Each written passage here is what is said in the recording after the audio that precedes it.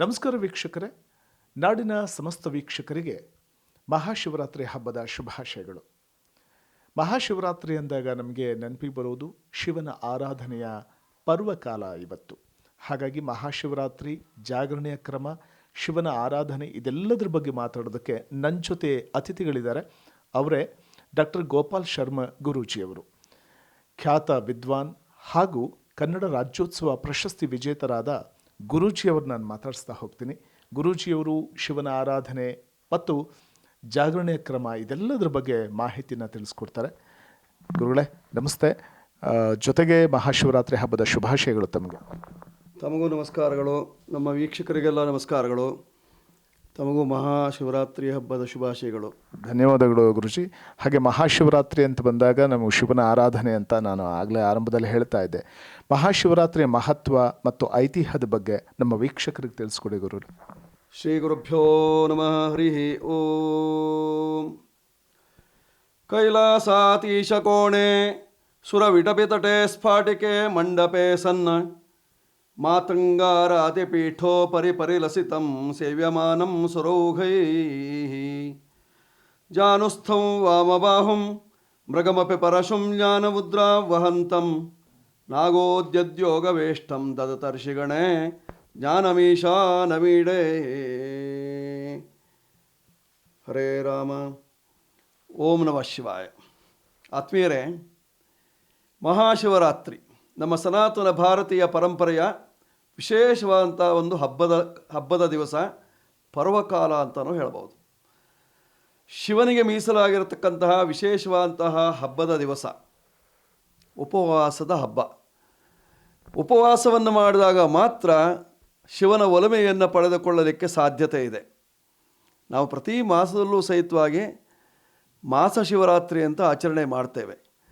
ಆದರೆ ಮಾಘ ಮಾಸದ ಕೃಷ್ಣ ಪಕ್ಷದ ಈ ದಿವಸವನ್ನು ವಿಶೇಷವಾದಂತಹ ಮಹಾಶಿವರಾತ್ರಿ ಹೇಳುವಂತಹ ವಿಧಾನದಿಂದ ಆಚರಣೆ ಮಾಡುವಂತಹದ್ದು. ಯಾಕಾಗಿ? ಮಹಾಶಿವರಾತ್ರಿಯ ದಿವಸವೇ ಶಿವಪಾರ್ವತಿಯರ ಮದುವೆಯಾದ ದಿವಸ. ಶಿವನು ಕೋಪೋದ್ರಿಕ್ತನಾಗಿ ತನ್ನ ಕೋಪವನ್ನೆಲ್ಲವನ್ನು ತಪಸ್ಸಿನ ಮೂಲಕವಾಗಿ ತಣಿಸಿಕೊಳ್ಳಬೇಕು ಹೇಳುವಂತಹ ದೃಷ್ಟಿಯಿಂದ ತಪಸ್ಸಿಗೆ ಕುಳಿತುಬಿಟ್ಟ. ಅಂತಹ ಸಂದರ್ಭ ಬಂದಿದ್ದು ಯಾಕಾಗಿ? ದಾಕ್ಷಾಯಿಣಿಯು ದಕ್ಷಯಜ್ಞದಲ್ಲಿ ತನ್ನ ದೇಹವನ್ನು ತ್ಯಾಗ ಮಾಡಿದ್ದರಿಂದಾಗಿ. ತನ್ನ ಹೆಂಡತಿಯಾದಂತಹ ದಾಕ್ಷಾಯಿಣಿ ದೇಹತ್ಯಾಗವನ್ನು ಮಾಡಿದ್ಲು. ಇದನ್ನು ತಿಳಿದ ತಕ್ಷಣದಲ್ಲೇ ವೀರಭದ್ರನ ಸೃಷ್ಟಿ ಮಾಡಿದ. ಆತನ ಮೂಲಕವಾಗಿ ದಕ್ಷನ ತಲೆಯನ್ನು ತೆಗೆದಿದ್ದಾಯಿತು. ಟಗರಿನ ತಲೆಯನ್ನು ಹಚ್ಚುವುದರ ಮೂಲಕವಾಗಿ ಯಜ್ಞ ಸಾಂಗವಾಯಿತು. ಅದು ನಿರೀಶ್ವರ ಮಹಾಯಾಗ, ಈಶ್ವರನ ಇಲ್ಲದೆ ಮಾಡಿದಂತಹ ಮಹಾಯಾಗವಾಗಿತ್ತು. ತದನಂತರದಲ್ಲಿ ದಾಕ್ಷಾಯಿಣಿ ಆತ್ಮ ಪರ್ವತರಾಜ ಹಾಗೂ ಅವನ ಹೆಂಡತಿಯಾದಂತಹ ಮೇನಕಾದೇವಿ ಅವರಿಗೆ ಮಗಳಾಗಿ ಹುಟ್ಟಿದ್ಲು. ಪರ್ವತ ಪುತ್ರಿ ಪಾರ್ವತಿಯಾಗಿ ಹುಟ್ಟಿರ್ತಕ್ಕಂತಹ ವಿಶೇಷತೆ ಅದ್ಭುತವಾಗಿರ್ತಕ್ಕಂತಹದ್ದು. ಇತ್ತ ತಾರಕಾಸುರನ ಉಪಟಳ, ದೇವಾನುದೇವತೆಗಳೆಲ್ಲರೂ ಸಹಿತವಾಗಿ ದುಃಖಿತರಾದರು. ತಾರಕಾಸುರನ ಉಪಟಳವನ್ನು ತಡೆಯಲಿಕ್ಕಾಗ್ತಾ ಇಲ್ಲ. ಏನು ಮಾಡಬೇಕು? ತಾರಕಾಸುರ ತಪಸ್ಸಿಗೆ ಕುಳಿತ, ಬ್ರಹ್ಮನ ಒಲಮೆಯನ್ನು ಪಡೆದ, ಬ್ರಹ್ಮನಿಂದ ವರವನ್ನು ಪಡೆದ. ತನಗೆ ಯಾರಿಂದಲೂ ಮರಣ ಬರಬಾರದು. ಬ್ರಹ್ಮ ಹೇಳಿದ, ಮರಣ ಶತಸಿದ್ಧ, ದೇವತೆಗಳ ಹೊರತಾಗಿ ಉಳಿದವರಿಗೆಲ್ಲರಿಗೂ ಮರಣ ಇದ್ದದ್ದೇ. ನೀನು ಅಸುರನಾದ್ದರಿಂದ ನಿನಗೂ ಮರಣ ಇದೆ. ಆ ಮರಣವನ್ನು ಯಾವ ರೀತಿಯಲ್ಲಿ ನೀನು ಅಪೇಕ್ಷೆ ಪಡ್ತೀಯ ಅಂತ ಕೇಳಿದಾಗ ತಾರಕಾಸುರ ಆಲೋಚನೆ ಮಾಡಿದ, ಶಿವನಿಗೆ ಹೆಂಡತಿ ಇಲ್ಲ, ಶಿವನ ಮಗನಿಂದ ನನಗೆ ಮರಣ ಬರಲಿ. ಬ್ರಹ್ಮನನ್ನು ಕೇಳ್ದ. ಬ್ರಹ್ಮ ತಥಾಸ್ತು, ಹಿಂದೆ ಮುಂದೆ ನೋಡಲಿಲ್ಲ.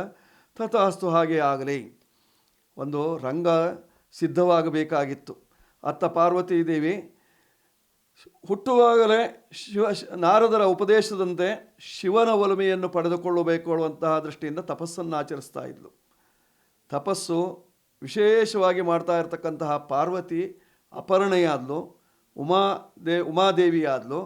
ತದನಂತರದಲ್ಲಿ ಬ್ರಹ್ಮಚಾರಿಣಿಯಾದಲು, ಸರ್ವಸಿದ್ಧಿದಾಯಿಕೆಯಾದಲು. ಆನಂತರದಲ್ಲಿ ದೇವತೆಗಳ ಸಮ್ಮುಖದಲ್ಲಿ ಬ್ರಹ್ಮನ ಸಾರಥ್ಯದಲ್ಲಿ ವಿಶೇಷವಾಗಿ ಶಿವನಿಗೂ ಹಾಗೂ ಪಾರ್ವತೀ ದೇವಿಗೂ ಮದುವೆ ಆಯಿತು. ಇದು ರಾತ್ರಿ ಕಾಲದಲ್ಲಿ ಆಗಿರತಕ್ಕಂತಹ ವಿಶೇಷವಾದಂತಹ ಮದುವೆ. ಹಿಂದಿನ ಕಾಲದಲ್ಲಿ ರಾತ್ರಿಯೇ ವಿಶೇಷ. ಪಂಜಿನ ಮೆರವಣಿಗೆ, ಅದ್ಭುತವಂತಹ ಅದ್ಭುತವಂತಹ ಪಂಚವಾದ್ಯಗಳ ನಾದದೊಂದಿಗೆ ವಿಶೇಷವಾಗಿ ವಿವಾಹ ಮಾಡಿಕೊಳ್ಳುವಂತಹ ಒಂದು ಸಂದರ್ಭ. ಶಿವನ ಮದುವೆಯು ರಾತ್ರಿಯ ಕಾಲದಲ್ಲೇ ಆಯಿತು. ಆ ಸಂದರ್ಭದಲ್ಲಿ ದೇವಾನುದೇವತೆಗಳು ಅದಲ್ಲದೆ 14 ಲೋಕದಲ್ಲಿರ್ತಕ್ಕಂತಹ ಪ್ರತಿಯೊಬ್ಬರೂ ಸಹಿತವಾಗಿ ಎಚ್ಚರದಿಂದಿದ್ದು ಜಾಗರಣೆಯನ್ನು ಮಾಡಿರುವಂತಹ ಒಂದು ವಿಶೇಷತೆಯನ್ನು ಕಾಣಲಿಕ್ಕೆ ಸಾಧ್ಯತೆ ಇರತಕ್ಕಂಥದ್ದು. ಈ 14 ಲೋಕಗಳು ಅಂದರೆ ಅತಲ, ವಿತಲ, ಸುತಲ, ತಲಾತಲ, ರಸಾತಲ, ಮಹಾತಲ, ಪಾತಾಲ, ಭೂರ್ಲೋಕ, ಭೋರ್ಲೋಕ, ಸುವರ್ಲೋಕ, ಮಹೋಲೋಕ, ಜನೋಲೋಕ, ತಪೋಲೋಕ, ಸತ್ಯಲೋಕ ಹೇಳುವಂಥ 14 ಲೋಕಗಳು. ಈ 14 ಲೋಕಗಳಲ್ಲೂ ಸಹಿತವಾಗಿ ಸಿದ್ಧರಿದ್ದಾರೆ, ಸಾಧ್ಯರಿದ್ದಾರೆ, ಯಕ್ಷರಿದ್ದಾರೆ, ಕಿನ್ನರಿದ್ದಾರೆ, ಕಿಂಪುರುಷರಿದ್ದಾರೆ, ನಾಗಗಳಿದ್ದಾವೆ, ಚಾರಣರಿದ್ದಾರೆ, ಜೊತೆಯಲ್ಲಿ ಅಪ್ಸರಸೆಯರು ಸಹಿತವಾಗಿದ್ದಾರೆ. ಎಲ್ಲರೂ ಸಹಿತವಾಗಿ ಶಿವನ ವಿವಾಹ ಮಹೋತ್ಸವದಲ್ಲಿ ಪಾಲ್ಗೊಂಡಿರುವಂತಹ ಒಂದು ಸನ್ನಿವೇಶ. ರಾತ್ರಿಯ ಬೆಳಗಿನವರೆಗೆ 4 ಯಾಮಗಳಲ್ಲೂ ಸಹಿತವಾಗಿ ಶಿವನ ಮದುವೆಯ ವಿಜೃಂಭಣೆ. ಅದನ್ನು ನೋಡಿದಂತಹ ದೇವಾನುದೇವತೆಗಳೆಲ್ಲರೂ ಸಹಿತವಾಗಿ ಶಿವಪಾರ್ವತಿಯರಿಗೆ ಪುಷ್ಪವೃಷ್ಟಿಯನ್ನು ಮಾಡಿದರು. ಗಂಧರ್ವರ ಗಾನವಾಯಿತು.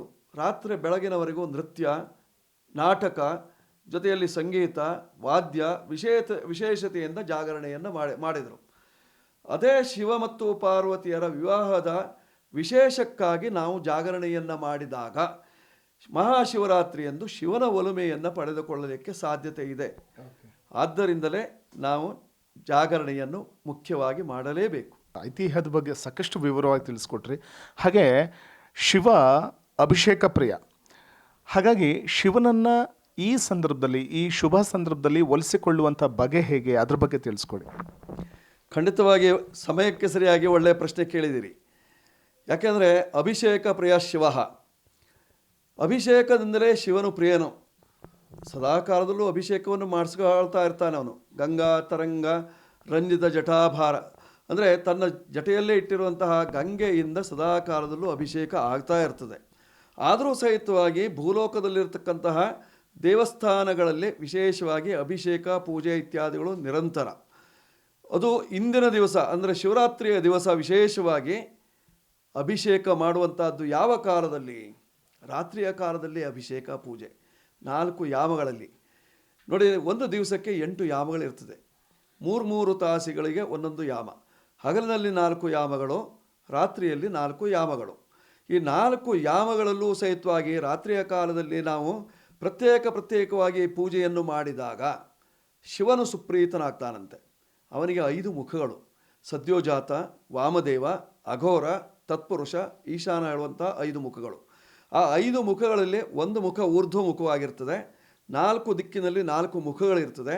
4 ಆಯಾಮದಲ್ಲಿ 4 ಯಾಮಗಳಲ್ಲಿ 4 ಆಯಾಮದಲ್ಲಿ 4 ಯಾಮದಲ್ಲಿ ವಿಶೇಷವಾಗಿ ಶಿವನಿಗೆ ಪಂಚಾಮೃತ ಅಭಿಷೇಕ, ಜೊತೆಯಲ್ಲಿ ಅಭಿಷೇಕಾದಿಗಳನ್ನು ಮಾಡುವುದರಿಂದ ಶಿವನು ಸುಪ್ರೀತನಾಗಿ ನಮ್ಮ ಕಷ್ಟವನ್ನೆಲ್ಲವನ್ನು ಕರಗಿಸ್ತಾನೆ. ರುದಂ ದ್ರಾವಯತಿ ಇತಿ ರುದ್ರಃ, ರೋಗವನ್ನು ಶಮನ ಮಾಡ್ತಾನೆ ಹೇಳುವಂಥ ಒಂದು ಪ್ರತೀತಿ. ಅದಕ್ಕೋಸ್ಕರವಾಗಿ ಶಿವರಾತ್ರಿಯಂದು ರಾತ್ರಿಯ ಕಾಲದಲ್ಲೂ ಶಿವನಿಗೆ ಅಭಿಷೇಕ, ಪೂಜೆ ಇವೆಲ್ಲ ಇರ್ತದೆ. ಆದ್ದರಿಂದ ಅವನಿಗೆ ರುದ್ರ ಹೇಳುವಂಥ ಒಂದು ಹೆಸರು ಬಂದಿರತಕ್ಕಂಥದ್ದು. ರುದ್ರ ಹೇಳುವಂತಹ ಹೆಸರು ಬಂದಿರತಕ್ಕಂಥದ್ದು ಅಂದರೆ ರುದ್ರ ಹೇಳುವಂತಹ ಶಬ್ದದಲ್ಲಿ ವಿಶೇಷವಾದಂತಹ ಒಂದು ಅರ್ಥ ಇದೆ. ಆ ರುದ್ರ ಅಂದಾಕ್ಷರದಲ್ಲಿ ಕೋಪದಲ್ಲಿರುವವನು ಹೇಳುವಂಥ ಅರ್ಥ. ರುದ್ರ ಕೋಪ ಕೇಳಿರಬಹುದು ತಾವು. ಆದ್ದರಿಂದ ರುದ್ರನನ್ನು ಈ ಕೋಪಮಂತ್ರದಿಂದಲೇ ಜಪಿಸಿದಾಗ ಅಥವಾ ಪಾರಾಯಣವನ್ನು ಮಾಡಿದಾಗ ರುದ್ರನು ಸುಪ್ರೀತನಾಗ್ತಾನಂತೆ. ಅದಕ್ಕಾಗಿ ಅವನಿಗೆ 11 ರುದ್ರ, ಲೋಕದಲ್ಲಿ 11 ರುದ್ರ ಇದ್ದಾರೆ ಹೇಳುವಂತಹ ಒಂದು ಪ್ರತೀತಿ. ಮೃಗವ್ಯಾಧಶ್ಚ ಶರ್ವಶ್ಚ ನಿರುತಿಶ್ಚ ಅಜಯ್ ಕಪಾತ್ ಅಹಿರ್ಬುದ್ಧ ಪಿನಾಕಿ ಚ ಭವನಾಥೋ ಮಹೇಶ್ವರ ಸ್ಥಾಣುರ್ಭವಶ್ಚ ಕಾಪಾಲಿ ರುದ್ರಾಹ ಏಕಾದಶ ಸ್ಮೃತಾಃ. ಹೀಗಾಗಿ ರುದ್ರನನ್ನು ಸುಪ್ರೀತಿಗೊಳಿಸಿಕೊಳ್ಳಬೇಕು ಅಂದರೆ ರುದ್ರಪಾರಾಯಣವನ್ನು ಮಾಡಬೇಕು. ಇದು ಮಹಾಶಿವರಾತ್ರಿ ಎಂದು ರುದ್ರವನ್ನು ಪಠನ ಮಾಡಿದಾಗ ಅಲ್ಲಿ ರುದ್ರದಲ್ಲಿ ನಮಕ ಮತ್ತು ಚಮಕ ಹೇಳುವಂಥ 2 ವಿಧಾನಗಳಿದ್ದಾವೆ. 11 ಅನುವಾಕಗಳು. ಆ 11 ಅನುವಾಕಗಳನ್ನು ನಾವು ಹೇಳುವುದರ ಮೂಲಕವಾಗಿ ರುದ್ರನನ್ನು ರುದ್ರನನ್ನು ಆರಾಧನೆ ಮಾಡಿದಾಗ, ಸಂಪ್ರೀತಗೊಳಿಸಿದಾಗ ರುದ್ರನು ಸಂಪ್ರೀತನಾಗಿ ನಮ್ಮ ಕಷ್ಟವನ್ನೆಲ್ಲವನ್ನು ಸಹಿತವಾಗಿ ಕಷ್ಟವನ್ನೆಲ್ಲ ಪರಿಹಾರ ಮಾಡ್ತಾನೆ, ನಮಗೆ ಅನುಗ್ರಹವನ್ನು ಮಾಡ್ತಾನೆ. ಹಾಗೆ ಗುರುಗಳೇ, ಸಾಮಾನ್ಯವಾಗಿ ಕೃಷ್ಣನಿಗೆ ಒಂದು ತುಳಸಿ ದಳ ಅರ್ಪಿಸಿದರೆ ಸಾಕು, ಕೃಷ್ಣ ಸಂಪ್ರೀತನಾಗ್ತಾನೆ ಅನ್ನುವಂಥದ್ದು ನಾವು ಕೇಳ್ಪಟ್ಟಿದ್ದೀವಿ. ಹಾಗೆಯೇ ಶಿವನಿಗೆ ಬಿಲ್ವಪತ್ರೆ ಮಹಾಶ್ರೇಷ್ಠ, ಶಿವನ ಒಲುಮೆಗೆ ಬಿಲ್ವಪತ್ರೆ ಬಳಸುವಂಥದ್ದು ನಾವು ನೋಡ್ತೀವಿ. ಸೊ ಬಿಲ್ವಪತ್ರೆಯ ಐತಿಹ್ಯದ ಬಗ್ಗೆ, ಪುರಾಣದ ಹಿನ್ನೆಲೆ ಬಗ್ಗೆ, ಶಿವನಿಗೆ ಬಿಲ್ವಪತ್ರೆ ಯಾಕಿಷ್ಟ ಅನ್ನೋದ್ರ ಬಗ್ಗೆ ತಿಳಿಸ್ಕೊಡಿ ಗುರುಗಳೇ. ಶಿವನಿಗೆ ಅತ್ಯಂತ ಪ್ರಿಯವಾಗಿರತಕ್ಕಂಥದ್ದು ಬಿಲ್ವಪತ್ರೆ, ತುಂಬೆ ಹೂವು. ಇವು ಎರಡಿದೆ ಅಂತಂದರೆ ಸಾಕು. ಬೇರೆ ಹೂವನ್ನು ಅಥವಾ ಅಲಂಕಾರ, ಆಡಂಬರದ ಪೂಜೆ ಇದ್ಯಾವುದಕ್ಕೂ ಅವನು ಆಸ್ಪದವನ್ನು ಕೊಡೋದಿಲ್ಲ. ತುಂಬೆ ಹೂವು ಯಾಕೆ ಪ್ರಿಯ ಶಿವನಿಗೆ? ತುಂಬೆ ಹೂವು ಅಂದರೆ ಅತ್ಯಂತ ವಿಶೇಷವಾಗಿರ್ತಕ್ಕಂಥದ್ದು. ಅದಕ್ಕೊಂದು ಹಿನ್ನೆಲೆಯ ಕಥೆನೇ ಇದೆ, ಭಾಳ ಅದ್ಭುತವಾಗಿರ್ತಕ್ಕಂತಹ ಕಥೆ. ಅದನ್ನು ಅಂದರೆ ಅತಿ ಚಿಕ್ಕದಂತಹ ಗಿಡ, ಅದರಲ್ಲಿ ಬರ್ತಕ್ಕಂತಹ ಹೂವನ್ನು ಕಂಡಾಗ ಅವನಿಗೆ ಅತ್ಯಂತ ಪ್ರಿಯವಂತೆ. ಆ ತುಂಬೆ ಹೂವನ್ನು ಅರ್ಪಣೆ, ಅದಕ್ಕಿಂತಲೂ ಈ ಬಿಲ್ವಪತ್ರೆಯನ್ನು ಹಾಕಿದಾಗ, ನೀವು ಯಾವ ಪತ್ರೆ ಹಾಕಿ ಬಿಡಿ, ಆದರೆ ಬಿಲ್ವಪತ್ರೆಯನ್ನು ಅವನ ತಲೆಯ ಮೇಲೆ ಒಂದು ಪತ್ರೆಯನ್ನು ಇಟ್ಟರೂ ಸಹಿತವಾಗಿ ಅವನು ಸಂಪ್ರೀತನಾಗಿ ಕಷ್ಟವನ್ನೆಲ್ಲ ಪರಿಹಾರ ಮಾಡ್ತಾನಂತೆ. ಆದ್ದರಿಂದಲೇ ಆ ಬಿಲ್ವಪತ್ರೆಗೆ ಆಯುರ್ವೇದದ ಶಕ್ತಿ ಇದೆ, ಆಯುಷ್ಯವನ್ನು ವೃದ್ಧಿ ಮಾಡುವಂತಹ ಶಕ್ತಿ ಇದೆ. ಆದ್ದರಿಂದ ಬಿಲ್ವಪತ್ರೆಯನ್ನು ನಾವು ಕೇವಲ ಶಿವನಿಗೆ ಮಾತ್ರ ಅರ್ಪಣೆ ಅಲ್ಲ, ನಾವು ಸಹಿತವಾಗಿ ಉಪಯೋಗಿಸ್ತೇವೆ. ಬಿಲ್ವಪತ್ರೆ ಮರದ ಚಕ್ಕೆಯನ್ನು ಉಪಯೋಗಿಸ್ತೇವೆ, ಅಥವಾ ಮರದಲ್ಲಿಯ ಪ್ರತಿಯೊಂದು ದಂಟುಗಳನ್ನು ಉಪಯೋಗಿಸ್ತೇವೆ, ಬೇರುಗಳನ್ನು ಉಪಯೋಗಿಸ್ತೇವೆ, ಬಿಲ್ವಪತ್ರೆ ಕಾಯಿಯನ್ನು ಉಪಯೋಗಿಸ್ತೇವೆ.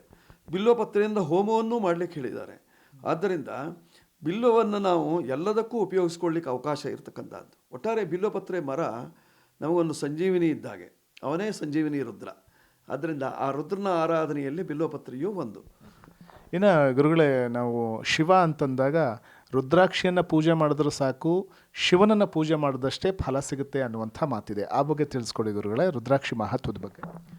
ಖಂಡಿತವಾಗಿ ರುದ್ರಾಕ್ಷಿ ರುದ್ರನ ಕಣ್ಣಿನ ನೀರಿನಿಂದ ಬಂದಿರತಕ್ಕಂತಹ ವೃಕ್ಷ, ರುದ್ರಾಕ್ಷಿ ವೃಕ್ಷ. ಅದರಿಂದ ರುದ್ರಾಕ್ಷಿ, ಅಕ್ಷಿ ಅಂದರೆ ಕಣ್ಣು ಅಂತ. ರುದ್ರನ ಅಕ್ಷಿಯಿಂದ ಬಂದಂತಹದ್ದು ರುದ್ರಾಕ್ಷಿ.